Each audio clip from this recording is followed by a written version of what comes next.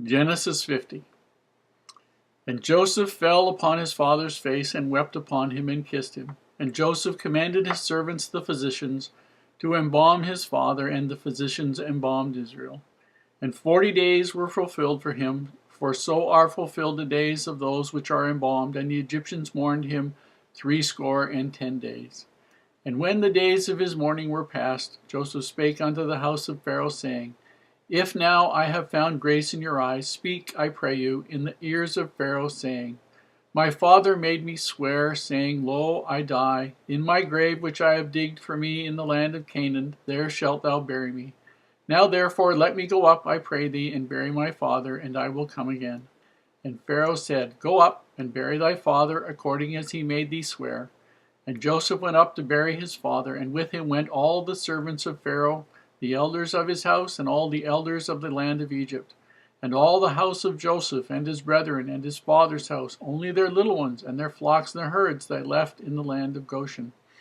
And there went up with him both chariots and horsemen, and it was a very great company. And they came to the threshing floor of Atad, which is beyond Jordan, and there they mourned with a great and very sore lamentation. And he made a mourning for his father 7 days. And when the inhabitants of the land, the Canaanites, saw the mourning in the floor of Atad, they said, This is a grievous mourning to the Egyptians, wherefore the name of it was called Abel Mirzam, which is beyond Jordan. And his sons did unto him according as he commanded them. For his sons carried him into the land of Canaan, and buried him in the cave of the field of Machpelah, which Abraham bought with the field for a possession of a burying place of Ephron the Hittite before Mamre. And Joseph returned into Egypt, he and his brethren, and all that went with him to bury his father, after he had buried his father. And when Joseph's brethren saw that their father was dead, they said, Joseph will peradventure hate us, and will certainly requite us all the evil which we did unto him. And they sent a messenger unto Joseph, saying, Thy father did command before he died, saying, So shall ye say unto Joseph, Forgive, I pray thee now, the trespass of thy brethren, and their sin, for they did unto thee evil. And now we pray thee, forgive the trespass of the servants of the God of thy father. And Joseph wept when they spake unto him.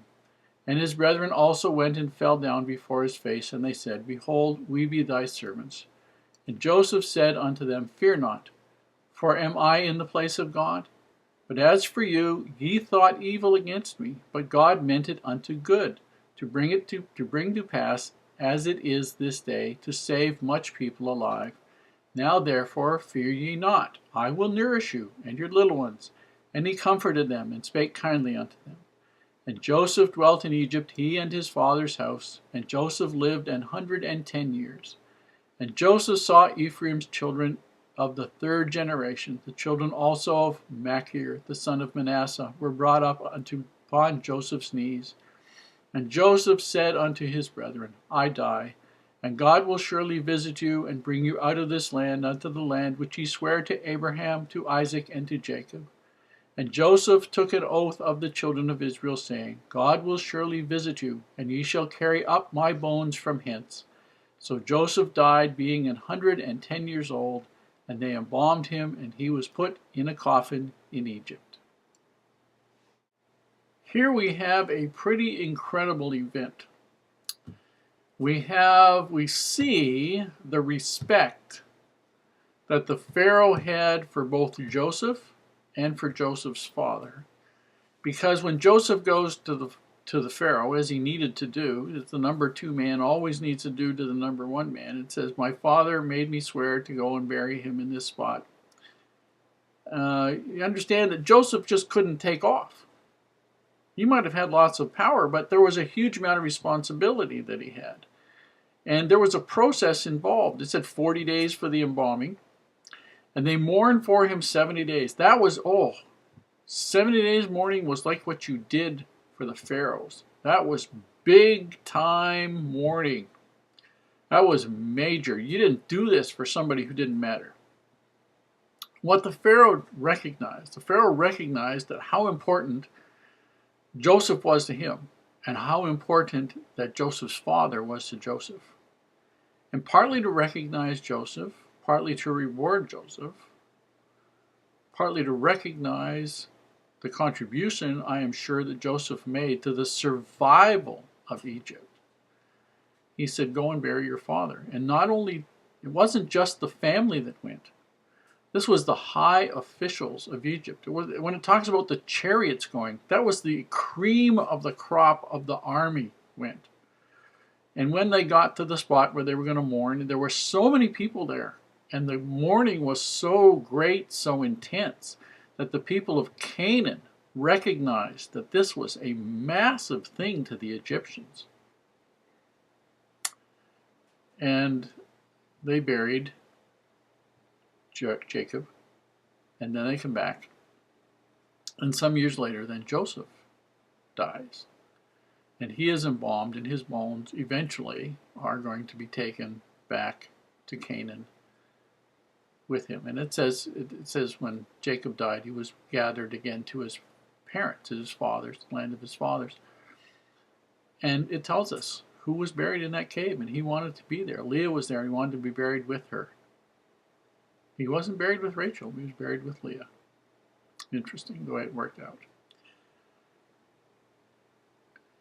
One basic thing to remember here about all of this that you probably don't know is that we believe that the kings, the pharaohs that lived at this time, were what we call the Hyksos, Hyksos kings. They were invaders. They came down probably from the area around Palestine, Turkey area somewhere, and they captured or took over. It's kind of hard to tell whether there were battles or not because of the archaeological evidence is not complete. They captured that area of the delta, the eastern part of the delta, the area around Goshen, and they were called the Shepherd Kings. And so they would have had no problems taking in new people, which is what the Canaanites were, and helping them to be settled in, and that was part of who they were. And they were there about 100 years. And then the native Egyptian kings who were in the southern part of Egypt, very nationalistic, and fought them and eventually drove them out. And those would be the new rulers, the new Pharaoh who didn't know Joseph, after Joseph, of course, had died, and who made slaves out of the Hebrews. And so we sort of have this all happening all at the same time. And there are no perfect correlations for this, but it looks like this is pretty much about how it happened.